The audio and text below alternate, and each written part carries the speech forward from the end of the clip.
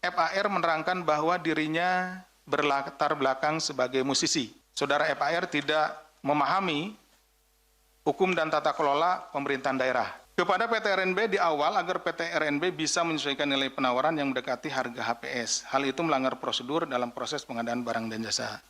Tidak boleh dilakukan seperti itu. Tapi karena yang minta ibu, ya tentu pejabat di sana juga atau perangkat di sana, perangkat daerah di sana tidak bisa menolak seperti itu. Diketahui sepanjang tahun 2025, PT RNB mendominasi proyek pengadaan barang dan jasa di Pemkab Pekalongan dengan mengerjakan pengadaan jasa outsourcing di 17 perangkat daerah. Dari sekian perangkat daerah ini 17-nya itu ya di Dinas Kesehatan dan lain-lain, dan kemudian di 3 RSUD dan 1 kecamatan. Jadi kalau dijumlah ada 21 tempat, 7 perangkat daerah, 3 RSUD, dan 1 kecamatan. Itu ya. Kemudian sepanjang tahun 2023-2026 terdapat transaksi masuk ke PT RNB senilai 46 miliar yang bersumber dari kontrak antara PT RNB dengan perangkat daerah di Pemkab Pekalongan. Kemudian dari uang tersebut yang digunakan untuk pembayaran gaji pegawai outsourcing hanya sebesar 22 miliar. Berarti ada lebihnya dikurangi sekitar 24 miliar. Sisa diantaranya dinikmati dan dibagikan kepada keluarga bupati dengan total mencapai 19 miliar atau sekitar 40%-nya dari total transaksi dengan rincian sebagai berikut. Saudari FAR sebesar 5,5 miliar, saudara ASH sebesar 1,1 miliar, saudari RUL sebesar 2,3 miliar, saudara MSA sebesar 4,6 miliar, dan saudara MHN anak bupati sebesar 2,5 miliar. Kemudian dilakukan penarikan tunai sekitar 3 miliar. Di mana pengelolaan dan distribusi uang tersebut diatur oleh FAR. Jadi mengelola uang masuk berapa, jadi penagihan kalau ada dinas yang belum membayar, langsung perintah ibu segera dibayar, seperti itu. Ya. Pengelolaan dan distribusi uang diatur oleh FAR, pengaturan dilakukan melalui komunikasi WA Group bernama belanja RSUD. Ini kalau yang di RSUD, tadi kan ada 3 RSUD.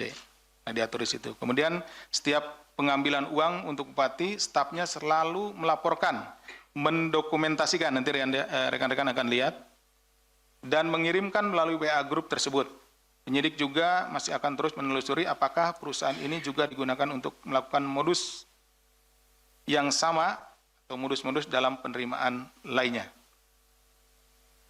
Terhadap peristiwa tertangkap tangan pada tanggal 2-3 Maret 2026, KPK selanjutnya mengamankan 14 orang di sejumlah lokasi dengan rincian 10 orang yang diamankan pada hari Senin tanggal 2 Maret 2026 di wilayah Pekalongan dan dibawa ke Jakarta, yaitu saudari RUL, Direktur PT RNB 2024 sampai dengan sekarang, saudara ANG selaku staf bupati, saudara BER selaku staf bupati, saudara Dew selaku staf bupati, saudara MYA selaku sekretaris daerah Kabupaten Pekalongan, saudara RYN pelaksana tugas Direktur RSUD KSSI Pekalongan, saudara HRM selaku kepala bagian umum Setda Kabupaten Pekalongan, saudara BRM selaku camat Karanganyar, saudara MDR selaku Kepala Dinas Pekerjaan Umum Kabupaten Pekalongan, dan saudara AUL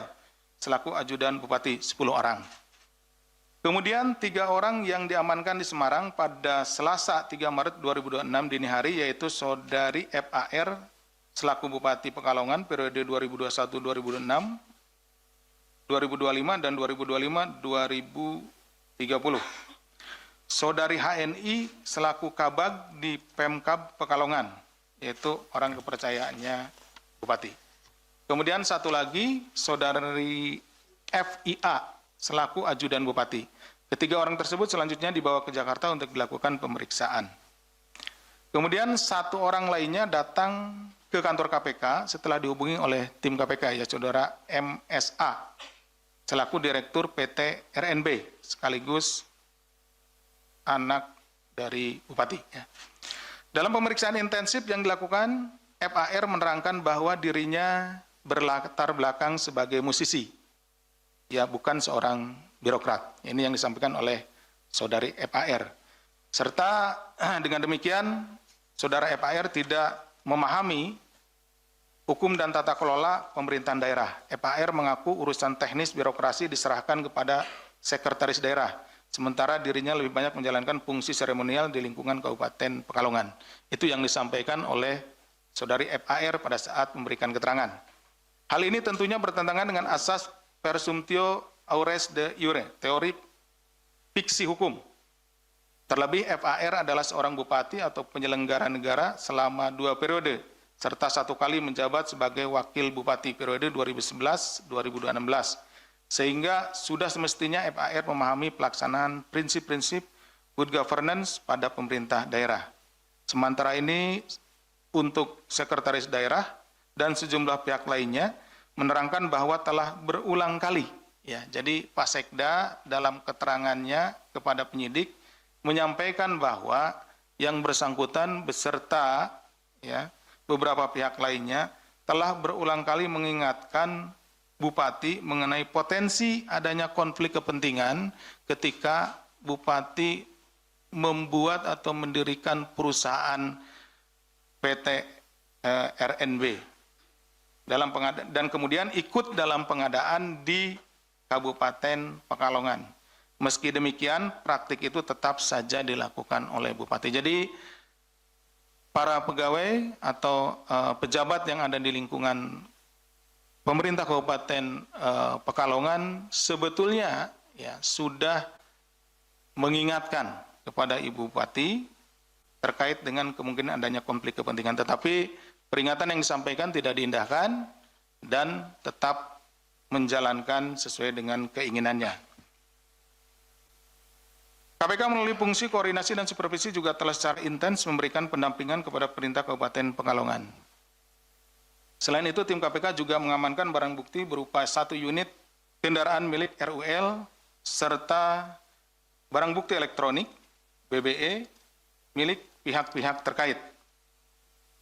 Terkait dengan penetapan dan penahanan tersangka. Bahwa berdasarkan kecukupan alat bukti dalam dugaan tindak pidana korupsi terkait pengadaan jasa outsourcing dan pengadaan lainnya di lingkungan pemerintah Kabupaten Pekalongan tahun anggaran 2023-2026, KPK menaikkan perkara ini ke tahap penyidikan dengan menetapkan 1 orang tersangka, yaitu saudari FAR, selaku Bupati Pekalongan periode 2025-2030. KPK selanjutnya melakukan penahanan terhadap saudari FAR untuk 20 hari pertama sejak tanggal 4 hari ini sampai dengan tanggal 23 Maret 2026. Penahanan dilakukan di Rumah Tahanan Negara Rutan Cabang Gedung Merah Putih KPK. Atas perbuatannya, saudara FAR disangkakan telah melakukan tindak pidana korupsi sebagaimana diatur dalam pasal 12 huruf I kecil dan pasal 12 huruf B besar, Undang-Undang Republik Indonesia Nomor 31 Tahun 1999 tentang pemberantasan tindak pidana korupsi, sebagaimana telah diubah dengan Undang-Undang Republik Indonesia Nomor 20 Tahun 2001 tentang perubahan atas Undang-Undang Republik Indonesia Nomor 31 Tahun 1999 tentang pemberantasan tindak pidana korupsi, Yunto Pasal 127 Ayat 1 Undang-Undang Nomor 1 Tahun 2023 tentang KUHP. Subscribe, share, like, and comment. Subscribe, share, like, and comment. Subscribe, share, like, and comment. Subscribe, share, like, and comment. Subscribe, share, like, and comment.